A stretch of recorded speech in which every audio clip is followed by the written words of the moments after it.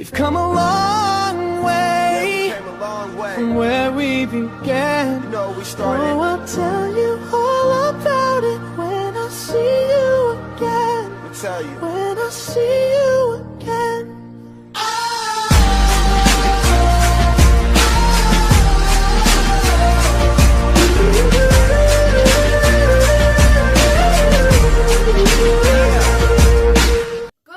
Salut, c'est mes petits poussins, comment vous allez? J'espère que vous allez bien. Bienvenue sur Storytime Lover, la chaîne spécialement dédiée au Storytime.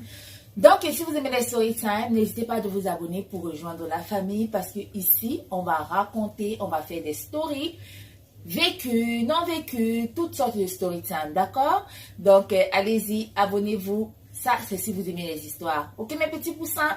Donc aujourd'hui, je vais vous raconter l'histoire de Nikita, la jeune fille de la mer. Voilà, je sais que le titre de l'histoire déjà vous plaît, n'est-ce pas? Voilà, donc si vous êtes prêts à écouter cette histoire, prenez vos popcorn, votre jus, tout ce que vous avez à boire et asseyez-vous. On va commencer la story time. Voilà, cette histoire, c'est l'histoire d'une jeune fille nommée Baka. Baka était une jeune fille qui vivait dans un village au bord de la mer. Baka aimait tellement la mer. Tous les jours, elle allait à la mer, elle restait dans la mer. Donc la mer était devenue sa meilleure amie. Elle passait tout son temps avec la mer. Tout le temps qu'elle n'était pas à l'école, quand elle finissait l'école et qu'elle n'avait rien à faire, elle allait s'amuser avec la mer. Donc la mer était devenue la meilleure amie de Baka. Au point où Baka s'est juré qu'elle n'allait jamais épouser un homme qui ne vit pas au bord de la mer. Donc elle s'est dit elle s'est promis que l'homme qu'elle épousera dans sa vie sera un homme qui vit au bord de la mer. Voilà, ses prières ont été réalisées. Elle s'est mariée donc à un homme qui vivait au bord de la mer. Voilà, Baka et son mari ont eu une fille qu'ils ont appelée Nikita. Là, Baka était devenue une femme et elle travaillait. Et ce qu'elle faisait comme travail, c'était faire les champs. Elle faisait les champs. Donc, quand elle allait au champ, elle mettait Nikita au dos et elle allait au champ avec Nikita. Quand elle arrivait au champ, elle confiait Nikita à la mère. Et la mère prenait très bien soin de Nikita pendant que Baka travaillait. Et quand Baka était prête à rentrer à la maison le soir, elle récupérait Nikita et elle rentrait à la maison avec sa fille. Donc voilà, 1 an sont passés, 2 ans sont passés, 3 ans sont passés. C'était la même chose qui se répétait. Baka allait au champ et elle confiait toujours Nikita à la mère qui s'occupait très bien de Nikita. Voilà, un jour Baka a fini de faire les champs. Elle est rentrée, elle était prête à rentrer à la maison. Elle est allée au bord de la mer pour que la mère lui remette Nikita. La mère ne lui a pas rendu Nikita. Baka a pleuré, elle a supplié la mère, elle a demandé pardon à la mère, elle a pleuré de toutes ses larmes. Elle a tellement pleuré, elle s'est tellement lamentée. Elle a demandé à la mère pourquoi la mère lui faisait ça. Mais la mère ne lui a pas rendu Nikita. Voilà, Baka est rentrée chez elle à la maison et elle n'a plus jamais eu de nouvelles de son enfant. Nikita ne s'était pas noyée. La mère était allée la déposer au bord d'un autre village. La petite fille s'est retrouvée dans le village des cannibales. Les cannibales étaient une race de personnes qui mangeaient la chair humaine, qui se nourrissaient des êtres humains.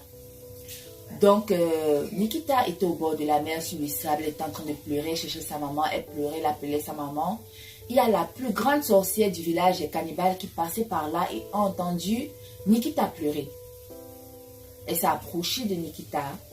Elle lui demande « Qui es-tu » Nikita lui répond « Je suis Nikita et c'est la mère qui m'a déposée ici. Et je ne sais pas comment rentrer chez moi et depuis que j'appelle ma maman, je n'ai aucune nouvelle d'elle. » La vieille la regarde et lui dit que « Je vois que tu n'es pas d'ici. Parce que nous, les gens de ce village, nous avons des traits très différents des tiens. Tu n'es pas d'ici. » Et la grand-mère dit à Nikita qu'elle s'appelait Kazi. Et que dans ce village, il mangeait les êtres humains. Mais, comme elle est la plus grande sorcière et comme elle a beaucoup aimé Nikita, elle lui a promis qu'elle ne permettra à personne de lui faire du mal. Parce qu'elle a beaucoup aimé la petite fille. Même comme elle se nourrissait des êtres humains, qu'elle a vu cette petite fille Nikita, elle a juste eu un amour maternel pour elle et elle lui a promis qu'elle ne permettra à personne de lui faire du mal. Donc elle a pris Nikita, elle l'a amenée au village. Quand ils sont entrés dans le village, les gens du village ont commencé à crier « Oh, la chair, la chair, la chair !» Ils étaient contents. Ils croyaient donc que Kazi avait apporter un gibier pour eux.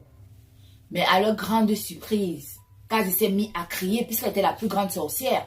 Elle était la plus grande sorcière de ce village. Elle s'est mise à crier. Cet enfant n'est pas pour vous. Celui qui osera mettre la main sur elle aura affaire à moi. Et elle a commencé à chanter des incantations. Inkevele, Inkevele.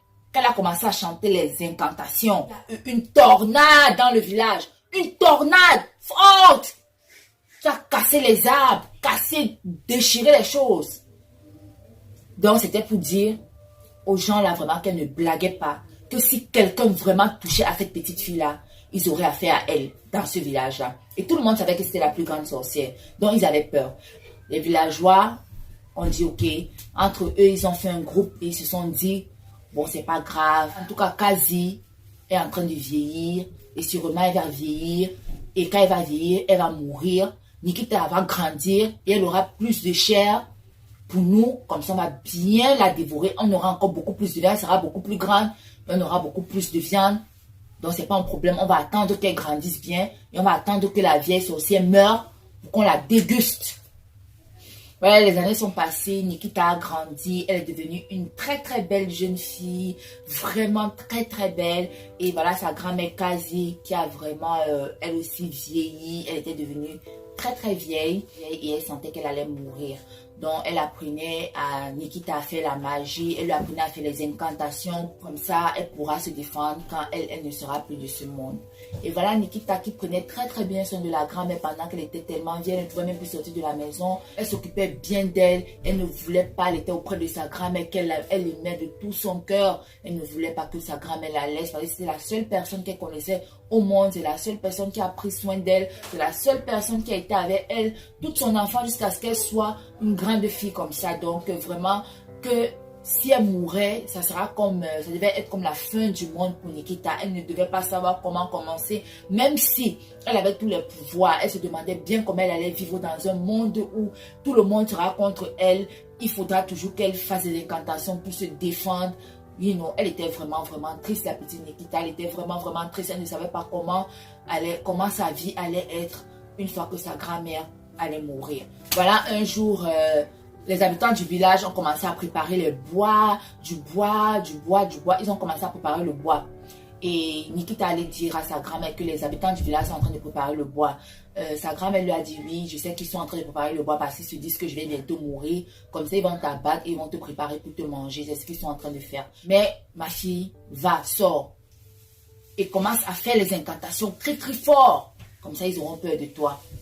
Donc voilà, Nikita est sortie, elle a fait les incantations que sa grand-mère lui a appris. Elle a commencé à faire des tonnerres dans le village. Elle a commencé à faire des tonnerres. Boum, boum, boum, boum, boum, boum. Elle criait, elle faisait les incantations. Elle faisait les incantations.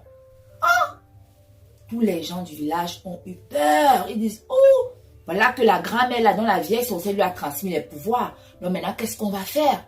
Qu'est-ce qu'on va faire à cette fille? Maintenant, elle a le pouvoir de sa grand-mère. Sa grand-mère lui a transmis les pouvoirs. Donc, comment est-ce qu'on va l'atteindre? Voilà, elle est rentrée à l'intérieur. Elle dit à sa grand-mère qu'elle a fait les incantations et ça a marché. Elle a dit à Nikita que même comme elle s'est fait les incantations, elle est seule contre tout un peuple et qu'un jour, ils vont finir par la battre. Elle lui a dit qu'elle va lui remettre un récit magique, qu'elle va aller au bord de la mer pendant la nuit quand tout le monde sera endormi. Elle va réciter ce truc magique-là. Et la mère va la déposer du village où elle vient vraiment. Nikita a dit non, elle ne veut pas. Parce qu'elle voulait absolument être là quand sa grand-mère devait mourir. Elle ne voulait pas partir. Elle voulait être là, enterrer sa grand-mère, bien s'occuper d'elle. Sa grand-mère lui a dit, s'il te plaît, si tu m'aimes vraiment, fais-le pour moi. Laisse-moi ici, moi je suis déjà vieille. Je vais mourir. Et ces gens-là, n'importe comment, ils vont m'enterrer. Je sais que tu m'aimes. Même comme tu ne seras pas là pour m'enterrer. Je sais que tu m'aimes. Fais-le pour moi. Parce que là où je suis très faible. Et si je meurs et que tu restes encore ici, ma fille, ils vont t'enterrer. Ils vont finir avec toi. Et vraiment, je ne veux pas. Va, lis cette formule magique devant la mer. Et la mer va te jeter dans ton village natal. Dans la nuit, quand tout le monde dormait, en pleurant, elle est allée au bord de la mer. Elle a lu le récit magique que sa grand-mère lui avait donné. et elle s'est retrouvée au bord du village natal. Elle a atterri au bord du village natal. Voilà sa maman, Mbaka, qui était en train de rentrer du champ, qui vit la jeune fille encore couchée dans le sable. Elle a couru vers la fille. Elle lui demande, qui es-tu? La fille lui répond, je suis Nikita.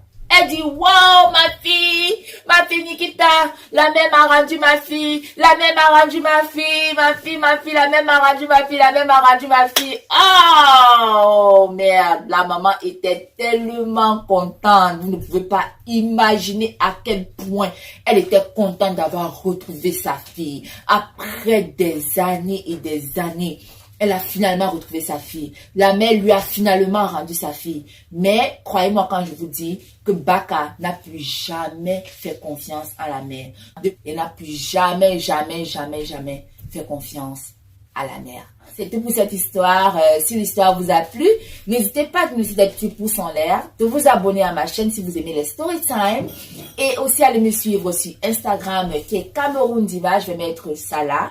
Je vous aime tous. Merci de m'avoir suivi. Je vous revois dans ma prochaine vidéo. Très prochainement, s'il plaît à Dieu. Je vous fais à tous plein de gros bisous. Je vous aime.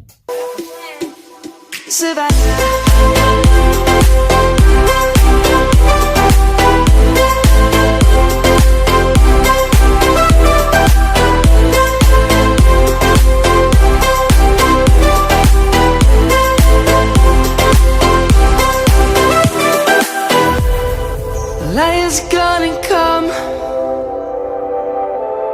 The birds have just begun.